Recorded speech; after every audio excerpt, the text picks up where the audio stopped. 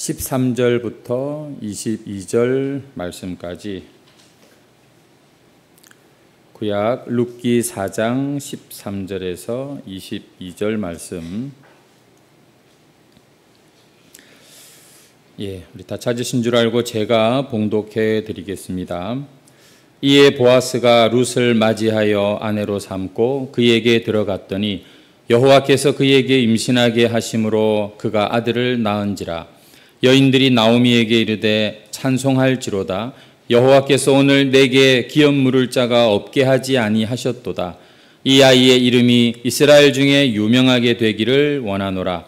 이는 내 생명의 회복자이며 내 노년의 복량자라. 곧 너를 사랑하며 일곱 아들보다 귀한 내 며느리가 낳은 자로다 하니라. 나오미가 아기를 받아 품에 품고 그의 양육자가 되니 그의 이웃 여인들이 그에게 이름을 지어주되 나오미에게 아들이 태어났다 하여 그의 이름을 오벳이라 하였는데 그는 다윗의 아버지인 이새의 아버지였더라. 베레스의 계보는 이러하니라. 베레스는 헤스론을 낳고 헤스론은 람을 낳았고 람은 아미나답을 낳았고 아미나답은 나손을 낳았고 나손은 살몬을 낳았고 살몬은 보아스를 낳았고 보아스는 오벳을 낳았고 오벳은 이새를 낳고 이새는 다윗을 낳았더라. 아멘. 오늘 제가 깜빡하고 우리 축복송 순서를 놓쳐버렸는데 우리 시간 한번 축복송 할 텐데요. 우리 목사님 또 앞에 한번 같이 우리 축복송 했으면 좋겠습니다. 잠깐 한번 일어나실까요? 네. 우리 다 같이 우리 함께 축복하도록 하겠습니다. 하나님의 사랑이 당신의 삶 가운데 가득하기를 축복합니다. 하나님의 은혜가 우리 가운데 다시 한번 하나님의 사랑이 당신의 삶 가운데 가득하기를 축복합니다. 하나님의 은혜가 우리 가운데 가득하기를 기도합니다. 아멘. 사랑하고 축복합니다. 인사하시고 우리 목사님께도 한번 큰 소리로 사랑합니다, 축복합니다 인사하시죠. 네, 오늘 말씀은 상처 입은 치유자라는 제목으로 말씀을 전하고자 합니다. 우리 유상욱 목사님은 또 같은 노회, 같은 또 시찰 안에 있는 목사님인데요. 우리 유 목사님 뵐 때마다 참 귀하시고 좋으시다. 참 제가 배울 게 많다라는 생각을 늘 하고 있습니다. 선한 열정, 그리고 또 목사님의 탁월하시고 아름다우신 성품을 볼 때마다 저는 이제 임원한 지는, 노회에서 임원한 지는 얼마 되지는 않았지만 많은 것들을 배우고 있고요. 제가 사실 우리 해강교회는 처음이에요. 지금 같은 노회가 시찰이지만 예배당 안에 들어온 것도 처음인 것 같은데 진심으로 축복하고요. 또 교회 들어올 때에 여러분의 표정 속에서 교회 분위기가 어떤가 이런 것들을 조금은 느낄 수 있습니다만 여러분들의 모습을 통해서 천국과 같은 아름다운 신앙 공동체다라는 느낌을 받습니다. 한 사람 한 사람이 얼마나 소중한지요. 이 무더운 여름에 주예절에 나와서 예배드린 여러분들이 얼마나 귀한지요. 저는 지금 이제 안식년 기간 중에 있고 3개월을 안식 연구월로 이렇게 지내고 있으면서 이제 다음 주일 저도 대연중학교에 복귀합니다. 복귀하는데 저도 성도님들이 많이 보고 싶고 그립기도 하고 또 이제 새로운 마음으로 이제 잘 해야 될 텐데 하면서 두렵고 떨리는 마음도 있고 그렇습니다. 여러분들 옆 사람 이렇게 계시잖아요. 얼마나 귀한 지체인지 모르겠어요. 그래서 저는 뭐 그런 인사는 별로 하지는 않습니다만 특별히 여러분 옆 사람에게 이렇게 한번 서로 간에 축복했으면 좋겠습니다. 당신이 있어서 행복합니다. 당신이 있어서 행복합니다. 네, 우린 그리스도 안에서 한 형제 자매잖아요. 저는 오늘 말씀을 통해서 상처라는 이야기를 좀 하고 싶어요. 상처에 대한 이야기를 좀 하려고 합니다. 여러분, 우리는 상처를 참 잘 받습니다. 예수 믿는 사람들도 상처를 받을 때가 많습니다. 상처는 무뎌지는 것은 또 아닌 것 같아요. 하지만 모든 인생 중에 상처 안 받는 인생은 없을 겁니다. 상처라고 하면 외적인 상처도 있겠죠. 하지만 또 내면의 상처가 있습니다. 누군가의 말 한마디에 받는 상처들도 많고요. 그래서 예전에 어떤 그 임원 청년 그 임원 회장이 저에게 찾아와서 이런 이야기를 했어요. 목사님, 제가 이제 회장이 됐는데 상처 안 받고 이 내 회장 사역을 잘할 수 있도록 기도해 주세요라고 이야기를 했는데 사실 그게 불가능하거든요. 주의를 하면서 상처를 받지 않는다? 그건 불가능한 거예요.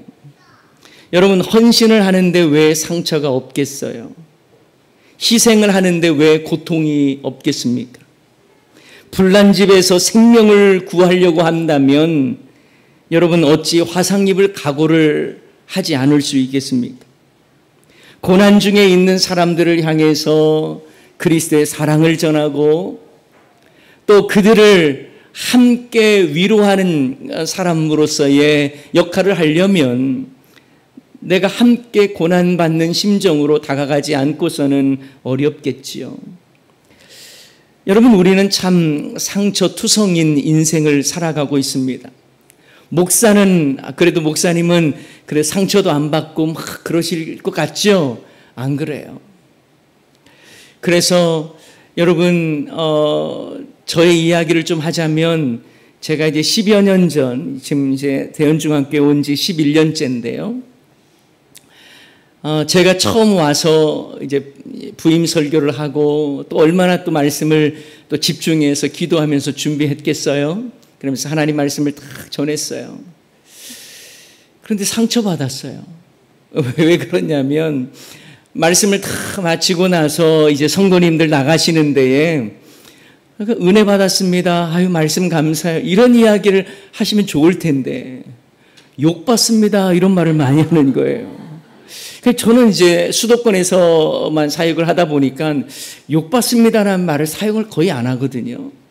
그래 저보고 계속 욕받습니다. 아유, 뭐 욕받습니다. 그러는데 내가 욕먹을 짓을 뭘 했나. 뭐 별의별 생각이 드는 거예요. 근데 여러분 이제는 제가 알죠. 그런 의미 또 많이 사용하는구나 라는 것을 이제 알게 됐죠. 여러분, 사람들은요 말 한마디에도 오해하고요. 말 한마디에 상처를 깊이 받기도 합니다. 또한 여러 가지 어려운 환경 가운데 상처를 받기도 합니다. 원치 않았던 일들을 경험하면 참 마음이 힘들어요. 고통 가운데 있으면 내가 예상치 못한 고통 앞에 마음이 힘들 때가 있습니다. 그래서 심지어는 하나님께 상처받았다라고 말하는 경우도 있습니다. 하나님, 어찌 나에게 이럴 수 있습니까? 내 믿음 생활 잘했고 열심히 주의 영광을 위해 살려고 애쓰고 몸부림쳤는데 이게 뭡니까? 하나님 앞에 상처받았다고 말하는 분들도 있어요. 그래서 신앙의 길을 걸어가지 않고 떠나가는 사람들도 간혹 있지요. 여러분, 힘겹지 않은 인생이 어디 있겠습니까만 또 그것으로 인하여 받는 상처 왜 없겠습니까만 이것을 어떻게 해석하고 어떻게 반응하느냐는 너무나 중요한 것입니다. 저희 집에 자녀가 4명 있습니다. 놀라는 분이 없는 걸 보니까 뭐 여러분도 다 자녀들이 이렇게 많은가 봅니다.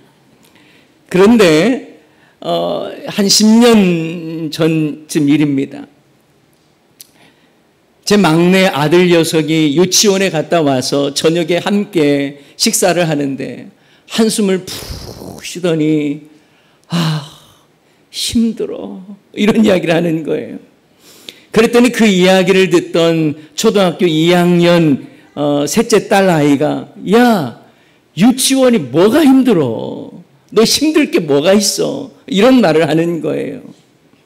그 말을 듣던 초등학교 6학년 둘째 아들 녀석이 피식 웃으면서 야, 초등학교 2학년 뭐 공부가 공부냐? 힘들 게 뭐가 있어? 초등학교 6학년 돼봐라 얼마나 힘든지. 그랬더니 이제 첫째 딸 중학교 2학년 딸이 그 이야기를 듣더니 동생들에게 이렇게 이야기를 하는 겁니다. 야, 너 중학교 들어와 봤어? 너희들이 힘든 게 뭔 줄 알아? 그런 이야기를 하는 거예요. 제가 그 이야기를 듣다가 너무 어처구니가 없어서 속으로 이렇게 말을 했습니다. 너도 내 나이 돼봐라. 모든 인생 가운데에 힘듦이 없는 인생이 없어요. 상처에 단련되어 있는 인생이 아무도 없더라는 것입니다. 그래도 교회 공동체는 은혜롭잖아요. 그리고 사랑이 많잖아요. 그럼에도 불구하고 상처를 받는 경우도 있습니다. 그래서 한국교회 권사님들마다 가지고 있는 특별한 은사가 있다는 걸 여러분 아십니까? 맞는 말을 하는데 기분 나쁘게 하는 은사들을 가지고 있어요. 맞는 말이에요. 그런데 기분이 나빠요. 여러분, 그러다 보니 교회 안에서도 힘들기도 하고 또 때로는 그것 때문에 마음 아리하는 경우들도 많습니다. 그렇다면 하나님께서 우리에게 고난도 주시고 상처도 주시는 목적은 무엇일까요? 그것 때문에 절망하고 뒤돌아서라고 우리에게 주신 걸까요? 아니에요. 하나님이 원하시는 삶은 우리의 상처를 통해서 오히려 더 성숙해지기를 원하고 내가 받은 상처를 통해서 다른 사람을 위로하기를 주님은 원하신다라는 사실입니다. 흔들리지 않고 피는 꽃은 어디 있겠습니까만 그렇게 해서 아름다운 열매와 꽃을 피우면서 다른 사람들을 기쁘게 할 수 있다면 그것이 바로 주님께서 원하시는 바가 아닐까라는 생각을 해봅니다. 여러분이 받은 과거의 아픔들과 또 지금 진행되어지는 고난과 또 쌓여있는 상처들이 있다면 이걸 근거로 해서 다른 사람들을 더 깊이 이해할 수 있는 저와 여러분이 될 수 있기를 간절히 소원합니다. 여러분, 오늘 룻기 말씀을 보았는데요. 룻기 말씀은 처음에는 엘리멜렉이라고 하는 한 가문을 통해서 얼마나 그 가문에 소망이 없는가. 남자들이 다 죽고 나서 이제 나오미와 룻이 베들레헴으로 다시 돌아오는 그런 상황 아닙니까? 베들레헴에서 모압 땅까지 가서 한 가정이 완전히 풍비박산나고 그리고 다시 하나님께서 베들레헴에 은혜를 베푸셨다라는 이야기를 듣고 이제 룻과 함께 베들레헴으로 돌아가는 것 여러분 아실 거예요.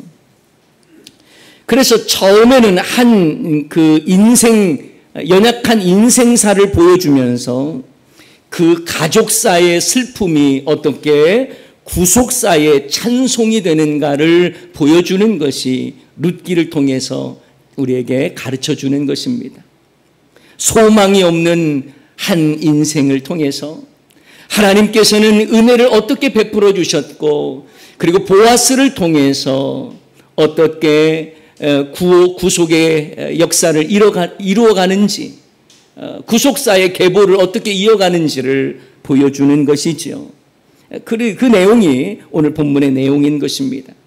그래서 오늘 본문의 내용을 보면 사람들이 나오미를 막 축복하고 나오미에게 은혜를 베풀어 주신 하나님을 찬송하잖아요.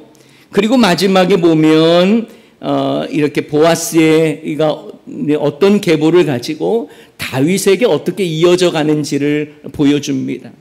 여러분, 보아스는요, 다윗의 증조부라고 말할 수 있습니다. 그렇죠?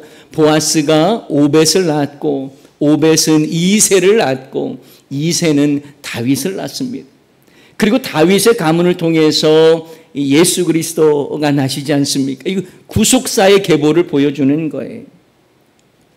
그런데 여러분, 이 룻기 말씀을 볼 때마다 느껴지는 것이 뭐냐면, 아니, 보아스라고 하는 인물이 이방 여자인 룻과 만난다는 것도 극적이고 너무 대단하지만, 어떻게 보아스라는 이 사람이 룻이라고 하는 여인을 사랑하고 아내로 맞이할 수 있을까? 참 이게 이해가 잘 되질 않아요. 물론 여러분, 사랑에는 국경도 없고요. 그리고 사랑에는 뭐 나이 차도 크게 문제가 되지 않고요. 그렇지 않습니까? 이제 그럼에도 불구하고 보아스와 룻을 비교해 보면 너무나 큰 차이가 난다는 사실을 우리는 잘 알 수 있습니다. 여러분, 보아스는 어떤 사람입니까? 재력가입니다. 그리고 유명한 사람이에요. 그리고 존경받는 사람이요, 유대인입니다. 그런데 룻이라고 하는 이 여인은 이방 여인이에요. 모압 여인입니다. 그리고 남편을 잃었던 과부입니다. 그리고 살아갈 방도가 없어서 보리 이삭 주워 먹고 살아갈 수밖에 없는, 그것도 시어머니 나오미를 모시고 살아가는 이 여인, 이 여인을 보아스가 사랑했다는 거예요. 이해할 수 없잖아요. 너무 수준 차이가 나잖아요. 물론 이것은요, 하나님께서 우리를 사랑하신 것이 우리의 머리로 이해할 수 없다는 것을 또 말씀해 주는 내용이기도 해요. 구원받을 만한 자격이 없고 사랑받을 자격도 없는 우리이지만 하나님께서 예수 그리스도를 통해서 우리를 구원해 주셨다. 이걸 또 느끼게 합니다. 그런데 여러분, 이 겉모습만 보면 보아스와 룻은 너무나 차이가 나는 이 관계였고 상황이라는 것을 우리는 잘 알고 싶습니다. 그래서 저는 이 부분을 조금 더 분석해 보기로 했습니다. 어떻게 보아스가 룻이라고 하는 이방 여인을 사랑할 수 있었을까? 여러분, 그래서 제가 주목하고 싶은 것이 보아스의 이 부모님에 대한 이야기를 조금 하고 싶어요. 자, 오늘 본문 보기 전에 룻기 2장 10절 말씀을 한번 여러분 혹시 준비되어 있으면 화면을 한번 보면 되겠는데요. 룻이라고 하는 이 여인이 이런 이야기를 합니다. 보아스에게 이런 이야기를 하는 거예요. 룻이 엎드려 얼굴을 땅에 대고 절하며 그에게 이르되 뭐라고 했습니까? 나는 이방 여인이거늘 당신이 어찌하여 내게 은혜를 베푸시며 나를 돌보시나이까. 그러니까 이 룻이라고 하는 여인이 도무지 받을 만한 자격이 없는, 사랑받을 만한 자격이 없는 자기 자신의 모습을 생각하면서 보아스에게 이렇게 이야기하는 거. 어찌하여 내게 은혜를 베푸셔서 나를 돌보십니까? 그런데 여러분, 그 이유를 조금 한번 생각해 보자고요. 자, 보아스의 아버지의 이름 여러분 혹시 아세요? 눈치가 좀 빠르면 알 수 있어요. 오늘 본문에 잘 나와 있습니다. 그렇죠. 21절 말씀 한번 띄워주세요. 살몬은 보아스를 낳았고 보아스는 오벳을 낳았고 22절에는 오벳은 이새를 낳았고 이새는 다윗을 낳았어요. 그러면 보아스의 아버지가 누구라는 거예요? 살몬이라는 거예요. 살몬. 자, 아버지는 알았어요. 그러면 어머니는 아세요? 어머니가 누구일까요? 보아스의 어머니를 좀 알아보자고요. 자, 마태복음 1장 5절에서 6절 말씀을 보면 살몬은 누구에게서요? 라합에게서 누구를 낳았어요? 보아스를 낳았대요. 자, 그러면 보아스의 어머니는 누구예요? 라합이에요. 여러분, 라합은 누군 줄 아세요? 많이 들어봤지요? 라합은 이 여리고 성을 정탐하던 두 정탐꾼을 숨겨주었던 기생, 기억나시지요? 라합이라는 여인이에요. 여러분, 기생이라는 말은 번역할 때에 조금 이제 우리의 정서에 맞게 이렇게 번역을 했습니다만 쉽게 말하면 장녀를 의미합니다. 여러분, 보아스의 어머니가 이방 여자예요. 가나안 족속이고 여리고의 성에 살던 장녀였습니다. 놀랍지 않습니까? 그런데 이 라합이라고 하는 이 여인이 여리고성이 무너질 때에 두 정탐꾼을 숨겨졌다는 그 공로로 이스라엘 백성에 수용이 됩니다. 그리고 그 가운데에서 살몬이라는 사람을 만나서 가정을 이루게 되었고, 그리고 보아스를 낳게 된 거예요. 이게 바로 룻기에 나오는 보아스의 출생의 비밀입니다. 부모가 누구인지를 이제는 알았습니다. 자, 그런데 여러분, 보아스의 입장에서 한번 생각해 보자고요. 어린 시절 보아스, 글쎄요, 제가 생각해 보기로는 많은 상처를 받았을 것 같습니다. 쉽게 말하면 혼혈아, 다문화 가정의 자녀 아닙니까? 이 어머니는 이방 여인이에요. 그리고 기생 출신이에요. 여러분, 이것을 왜 사람들이 몰랐을까요? 사람들이 수근수근 거리지 않았겠습니까? 여러분, 보아스가 자기 집안 자기가 선택한 게 아니에요. 자기 부모를 자기가 선택한 게 아니잖아요. 태어나 보니까 어머니는 이방 여인이었고, 그리고 창녀라고 하는 과거에 일을 하고 그런 일을 했던 어머니의 모습을 알았을 거예요. 왜냐하면 사람들이 그렇잖아요. 수군거리잖아요. 그랬을 때의 보아스의 마음은 얼마나 힘들었을까요? 사람들은 예나 지금이나 상처 주는 말을 너무 쉽게 하지 않습니까? 보아스의 마음은 너무나 힘들었을 것 같아요. 철없이 자기 친구들이 내뱉는 말, 많은 놀림과 상처 속에서 보아스는 힘겨운 시간들을 보냈을 것입니다.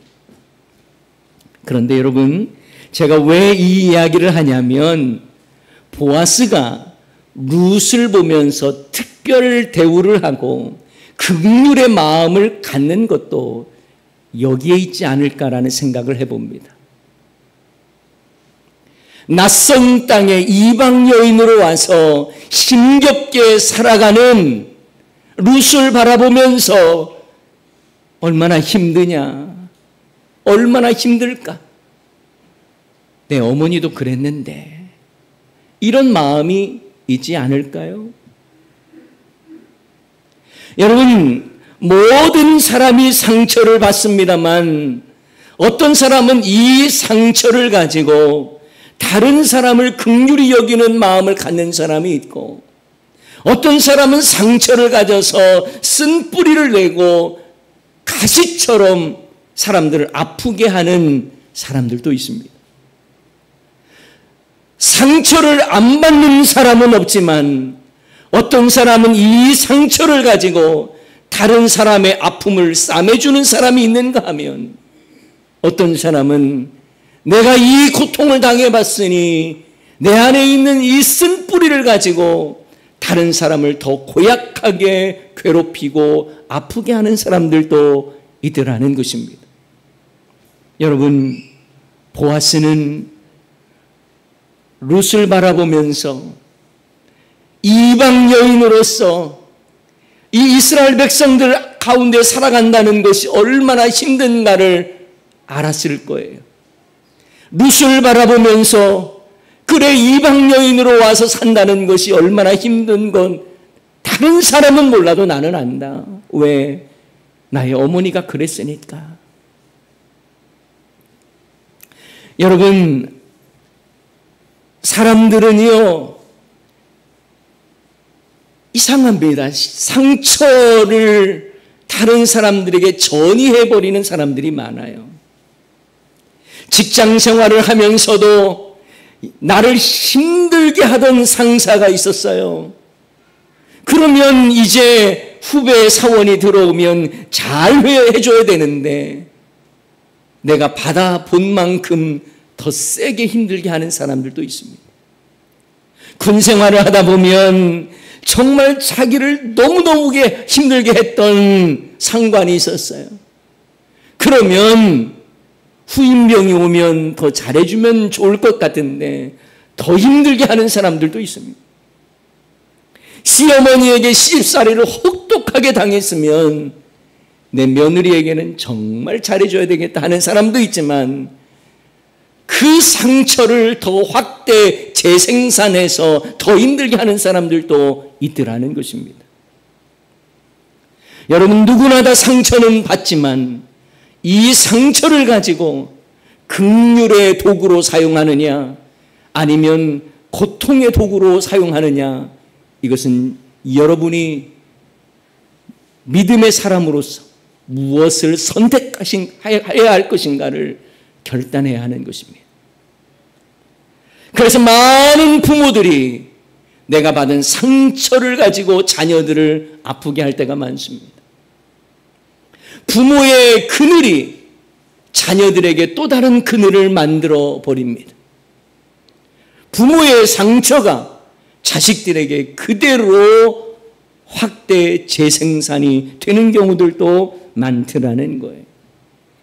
여러분, 성경에 보면 이 상처 가운데 있었던 인물들이 많이 나오는데 요셉이라고 하는 인물을 한번 생각해 보자고요. 요셉 얼마나 힘든 인생을 살았습니까? 태어나면서부터 아버지 야곱에게 특별한 사랑을 받았습니다. 채색 옷도 입고 특별 대우를 받았어요. 그런데 배다른 형들에게 붙잡히고 채색 옷 찢기고 구덩이에 던져지고 이방 땅으로 팔려가고 낯선 애굽 땅에 가서 정말 종처럼 살다가 그래도 성실해서 인정받았는데 보디발의 아내의 유혹을 참 하나님 말씀, 하나님을 생각하면서 거부했다는 이유로 감옥에 갇히고 그의 인생은 계속해서 추락해가면서 그 가운데 얼마나 많은 상처를 받았겠어요. 나중에 총리가 되었으면 저 같으면 보디발의 아내부터 불렀을 것 같아요. 그래서 이실직고하고 자신의 무죄를 증명해내고 보디발을 가차없이 쳐내고 이런 일들을 했을 것 같아요.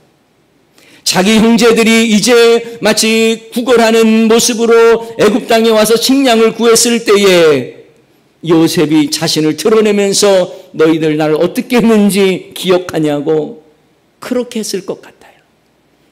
그래서 형들조차도 다 처단해버릴 그랬을 것 같아요. 그런데 요셉은 뭐라고 이야기합니까? 하나님께서 나를 앞서서 당신들을 구원하기 위하여 나를 앞서서 애굽 땅에 보내셨다고 이렇게 고백하지 않습니까? 수많은 상처를 경험했지만 이것을 가지고 그들을 회복시키고 구원하는 도구로 사용했다라는 것입니다. 여러분, 이재철 목사님이 쓴 청년아 울더라도 뿌려야 한다라고 하는 그 책에 보면 봉천동 슈바이처로 불리는 윤주홍 장로님의 이야기가 나옵니다. 1973년 이 윤주홍 장로님은 병원의 의원에서 이렇게 환자들을 치료하고 있었어요. 그때는 봉천동 정말 가난했던 그런 때 그런 동네였습니다. 그런데 하루는 한 택시 기사가 다급하게 한 아이를 안고 이 병원으로 들어온 거예요. 알고 보니까 자기 셋째 딸인 것입니다. 교통사고가 난 거예요. 청진기에 대고 자기 딸 아이의 심장에 대보니까 소리가 나질 않아요. 결국 자기가 자기 딸의 사망 진단을 한 것입니다. 이 일 이후로 윤주홍 장로님은 너무나 낙심하고 하나님을 향해서도 하나님 어찌 이런 일이 있을 수 있습니까? 내가 그토록 주님을 잘 섬긴다고 섬겼고 믿음 생활한 나에게 왜 이런 일들이 일어납니까? 원망하면서 병원문도 닫고 폐인처럼 그렇게 얼마간 살아갔다는 거예요. 그러다가 문득 하나님께서 자기 아들을 내어놓으시면서 연약한 나를 구원해 주셨다라고 하는 그 모습이 다 마음속에 들어오는 거예요. 그리고 나서 이렇게 결단합니다. 하나님께서 나를 구원하시기 위하여 자기 아들을 내어놓으셨다면 나도 내 딸의 희생을 통해서 무엇을 할 수 있을까? 그때부터 봉천동에 가난한 사람들을 무료로 진료해주고 가난한 아이들을 키워주면서 이런 일들에 집중하기 시작합니다. 그래서 그가 봉천동의 슈바이처로 불려지게 된 것이죠. 말할 수 없는 상처를 받았습니다. 감당할 수 없었습니다. 하지만 그것을 가지고 누군가를 살리는 일을 하더라는 거예요. 여러분, 상처 입은 조개가 진주를 만들어내는 것처럼 저와 여러분에게 상처가 있다면 이 상처를 가지고 다른 사람을 독하게 만들고 다른 사람을 잔혹하게 힘겹게 하는 무기로 사용할 것이 아니라 다른 사람을 치료하는 양약처럼 사용해야 한다는 것입니다. 보아스는 룻을 바라보면서 그래, 참 힘들지. 얼마나 아픈지 내가 안다. 너의 상처, 너의 고통 내가 안다. 그래, 나는 너를 특별히 더 대우하고 더 사랑한다. 이런 마음이 있지 않았을까요? 우리는 무엇보다 예수님을 또한 생각해 볼 수 있습니다. 예수님의 상처 말할 수 없지요. 하늘 보좌를 내려놓고 우리를 살리시기 위해서 이 땅 가운데 오셨습니다. 그러나 예수님을 그렇게 환호하는 사람 그리 많지 않았습니다. 기적을 베풀 때에는 사람들이 몰려와서 환호했습니다. 하지만 예수님께서 말씀을 가르치고 그들에게 복음을 전하시고 천국 복음을 가르치시고 또한 예루살렘에 입성하실 때에는 수많은 사람들이 나와서 호산나 다윗의 자손이여라고 두 손 들고 외치고 종려나무 가지를 깔면서 축복했던 그 외침. 그런데 나중에 예수님이 무기력하게 신문당하시고 정말 무기력한 모습으로 있을 때에 십자가에 못 박으라고 말했던 그 배신자들, 아니 가까이에는 이 제자들조차도 예수님을 따르겠다고 어디든 따르겠다고 말했던 베드로 예수님을 3번이나 부인하지를 않나. 가룟 유다는 자기를 팔아버리지를 않나. 제자들은 모두 다 흩어져 도망가지를 않나. 얼마나 마음에 큰 상처가 됐겠습니까? 여러분, 수많은 사람들의 조롱, 그리고 수많은 사람들의 경멸, 그리고 로마 군인들이 침뱉고 조롱하면서 십자가에 달리실 때에 과연 내가 메시아라면, 구원자라면 십자가에서 내려오라고 하는 수많은 조롱, 그 가운데 얼마나 많은 상처가 있었겠습니까? 그러나 예수님은 받은 상처를 가지고 복수의 칼날을 휘두른 것이 아니라 부활하셔서 예수님은 제자들을 찾아가셔서 그들을 격려하시고 위로하시고 사명을 주시지 않습니까? 너 어찌 나를 그렇게 했느냐고, 그때 왜 그 짓을 했냐고 따져 묻지 아니하시고, 내 양을 먹여라, 내 양을 치라, 내 양을 먹이라 사명 주시고 잘 격려하시는 예수님의 모습을 볼 수가 있습니다. 자신의 살 찢기심으로 우리의 찢어지는 아픔과 상처를 싸매주신 분이 우리 예수님이고, 우리의 가슴에 박힌 못을 빼어주시기 위해서 십자가에 못 박힘을 당하셨고, 예수님의 피 흘리심으로 우리의 눈물 흘림을 닦아주신 분이 바로 우리 예수님입니다. 우리가 예수님을 믿는다라고 하는 것은 내가 상처에 눌려서 또 다른 사람을 아프게 하는 일에 쓰임받는 자의 모습이 아니라, 내가 예수님을 믿는다고 하는 것은 예수님의 사랑을 아는 자로서, 예수님의 사랑을 실천하는 자로서 내가 받은 상처를 가지고 다른 사람을 치료하겠습니다라는 마음으로 살아가는 것입니다. 여러분, 목장을 하는 이유가 무엇입니까? 여러분, 목장이 상처 공동체가 돼서는 안 돼요. 치유 공동체가 되어야 하는 것입니다. 너의 아픔을 내가 알고 내가 그리스도의 사랑으로 너를 바라보면서 서로 위로하는 위로 공동체. 그래야 여러분, 상처는요 치유되라고 하나님께서 우리에게 허락하신 거예요. 치유하라고 또 주신 거예요. 하나님은 여러분, 우리의 눈물을 닦기 위해서 하늘에서 손수건을 떨어뜨리시지 않습니다. 바로 여러분을 사용하시는 거예요. 내 옆에서 눈물을 흘리는 자의 눈물을 닦아주시기 위해서 하나님은 하늘에서 손수건 떨어뜨리시는 분이 아니라 여러분이 그들의 눈물을 닦아주는 손수건이 되기를 원하신다는 것입니다. 여러분의 상처는 무엇이 있습니까? 여러분 마음속에 가지고 있는 쓴뿌리는 무엇이 있습니까? 이것을 가지고 하나님 기뻐하시는 약초처럼 쓰임받는 우리의 상처가 되어야 되지 않겠습니까? 상처가 다른 사람을 찌르는 가시가 아니라 나의 상처로 인하여 누군가를 싸매주는 그런 붕대와 또 양약과 같은 역할을 해야 하지 않겠습니까? 하나님께서는 우리에게 상처를 허락하시는 때에 이걸 가지고 누군가에게 더 큰 상처를 주라고 주신 것이 아니라 위로의 도구로, 은혜의 통로로 쓰임 받아야 된다라는 것을 말씀하시는 거예요. 여러분을 통해서 치유의 역사가 일어나기를 소원합니다. 상처를 받았지만 여러분을 통해서 회복되어지고 살려지는 영혼들이 많아지기를 소원합니다.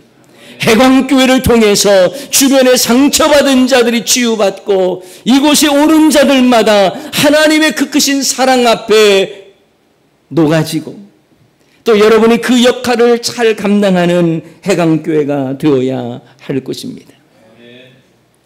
제가 안식년 기간 동안에 저희 부모님을 이제 찾아뵙고 이런저런 이야기를 하는데요. 저희 아버님이 지금 89세신데 챗 GPT를 계속 아침부터 사용하시는 거예요. 그래서 아침에 일어나자마자 뭐 이렇게 막 친구처럼 대화를 하는 겁니다. 그리고 성경을 볼 때에도 이 성경에 대해서 어떤 내용인지 먼저 나에게 설명해 줘. 그러면 이제 잘 설명해 주면 이제 그걸 가지고 또 성경도 막 읽어 가시고 그러는 거예요. 너무나 이제 이 챗 GPT하고만 대화를 하니까 저희 어머니하고 대화를 많이 안 하시는 거예요. 그래서 저희 둘째 형님이 음성을 여자의 음성이 아니라 남자 음성으로 해줬어요. 왜냐하면 여자 음성 하면 또 저희 어머니가 더 그럴 것 같아서 남자 음성으로 했어요. 그래서 제가 가서 여쭤봤어요. 아버지, 뭐 이렇게 챗 GPT 그 연세가 89세신데 그거 하세요? 그럴 때 하시는 이야기가, 야, 이건 말이야, 내가 무슨 질문을 해도 짜증을 안 내. 뭘 말해도 잘했다고 칭찬을 해줘. 좀 깜짝 놀랐어요. 왜냐하면 저는 짜증을 좀 냈거든요. 사실 그렇잖아요. 부모님이 뭘 이렇게 물어보신 거 또 묻고, 뭐 옛날에 이야기 드렸잖아요. 막 그러면서 짜증 낼 때가 있잖아요. 그런데 반복적인 질문을 해도 짜증을 내지 않는다는 거예요. 더 재미있는 건 뭐냐면 저희 아버님이 이제 은퇴하신 지 오래된 장로님이시니까 하면서 이제 자기가 장로고 뭐 이런 이야기를 했다는 거예요. 그랬더니 챗 GPT가 장로님하고 불러주더라고요. 장로님. 그 이것저것 또 여러 가지 삶의 이야기를 하면서 이건 어떻게 해야 되겠나 했는데 여러분 놀라지 마세요. 챗GPT가 저도 기도해 드릴게요 라고 답이 와. 저는 어떻든 간에 제가 이 말씀을 드리는 이유는 뭐냐면 세상 사람들은 그리고 심지어는 AI까지도 그 사람의 아픔을 받아주려고 하고 공감해 주는 거예요. 그런데 과연 우리는 어떤 일이라는 거예요? 여러분 교회마다 초신자에게 상처받은 사람은 없습니다. 중직자에게 상처받는 경우가 많죠. 우리가 알면 알수록 더 섬겨가야 되는데 우리가 신앙생활을 하면 할수록 더 높아지려고 하는 우리들의 모습 때문에 처음 신앙생활 하신 분들이 너무 힘들어하는 경우들도 있지는 않습니까? 나도 옛날에 신앙생활 할 때 그런 일을 다 당했었어. 그런 생각을 가지고 누군가 처음 신앙생활 하는 사람에게 그냥 쉽게 말을 던져버리지는 않습니까? 사랑하는 여러분, 우리는 상처를 누구나 다 받았습니다. 그러나 주님이 원하시는 건 상처 입은 치유자가 되라는 것입니다. 내가 받은 상처, 그것이 또 다른 쓴뿌리가 되지 아니하고 오히려 다른 사람의 상처와 고통을 더 깊이 이해하면서 그들을 위로하고 치료할 수 있는 우리 해강교회 모든 성도님들 다 되시기를 주님의 이름으로 간절히 축원합니다.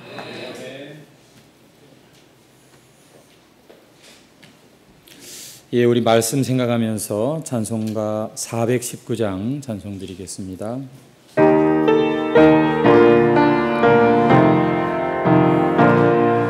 주 날개 밑 내가 편안히 쉬네 밤 깊고 비바람으로 쳐도 아버지께서 날 지켜주시니 거기서 평안히 쉬리로다. 주 날개 밑 평안하다. 그 사랑 그늘 짜리노. 주 날개 밑 내 쉬는 영혼 영원히 거기서 살리. 주 날개 밑 나의 피난 저배니 거기서 쉬기를 원하노라. 세상이 나를 위로치 못하나 거기서 평화를 누리리라. 주 날개 밑 평안하다. 그 사랑 그늘 짜리니. 주 날개 밑 내 쉬는 영혼 영원히 거기서 살리. 주 날개 밑 참된 기쁨이 있네. 고달픈 세상 길 가는 나 거기 숨어 돌보심을 받고 영원한 안식을 얻으리라. 주 날개 밑 평안하다. 그 사랑 그늘 짜리니. 주 날개 밑 내 쉬는 영혼 살리.